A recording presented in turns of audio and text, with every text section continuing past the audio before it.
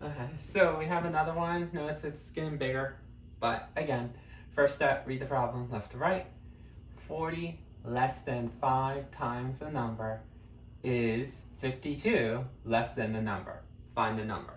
So anytime it says find the number, you know what I do. I ignore it, I cross it out. It just means that I'm going to be solving an equation. So that I always cross out so I don't get confused. So we're going to see if we have any danger words. Notice, yes, we have the danger word than. And we have it twice. So make sure you box them in. There's one here and one here. Okay? So you can have multiple danger words. You can have two froms, or a from and a than, or a than. Just remember that this acts as a pivot point. So we're going to flip the order. Here, here, here to here, and the same thing here. Here, here, here to here. Okay? Next, see if you have anything that says a number, the number. And notice, yeah, I have a number here and the number here. I don't want you to use two different letters, okay? You might say, well, one says a number and the other one says the number, so should I put one as x and the other one's y? No. Keep that same variable x. No matter if you see a number, the number, or some number, just replace it with the same letter x. Next, do we have any key buzzwords? Yes. You know we can start translating 40, put it as a digit, 40. Less, you know that's a subtraction symbol.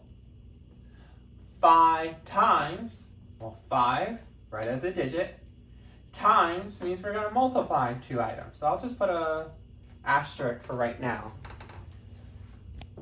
Is, you know that's our word for equals.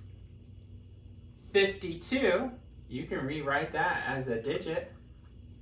Less, you know that's our operation symbol. Notice most of our words got canceled out. Okay? Next, do we have ands in here? No, we don't have any ands, so we don't have to worry about step 4. And then let's rewrite.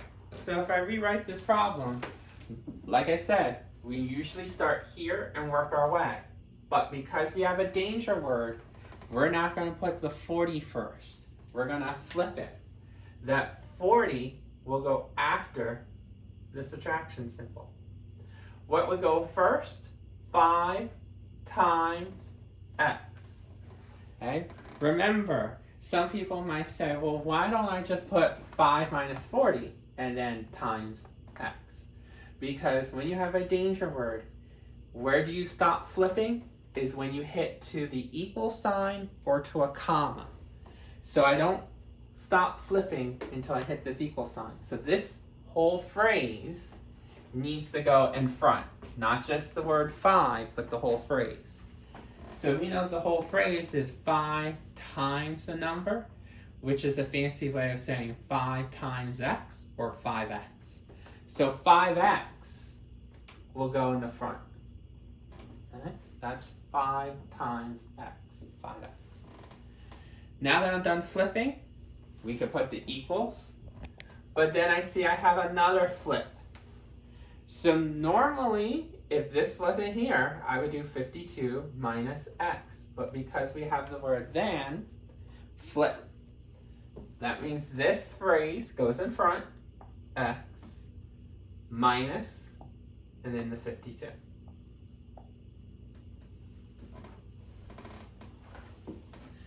Now some people always ask me, when I have subtraction, do I always flip? No, it's only when you have the word than and from. So if it said 40 is decreased by 5 times the number, you wouldn't flip. It'd be 40 minus, because decreased by doesn't have that negative word of than or from. So it's not that it's subtraction, it's because of the danger word from and there. Now that we have this, see how it's a more complicated equation to solve? We're still going to have a left side and a right hand side. And then you realize, oh, we don't have parentheses, but we have variables on both sides of the equation. You know that 5 versus 1, this is the bigger side, so this is the variable side.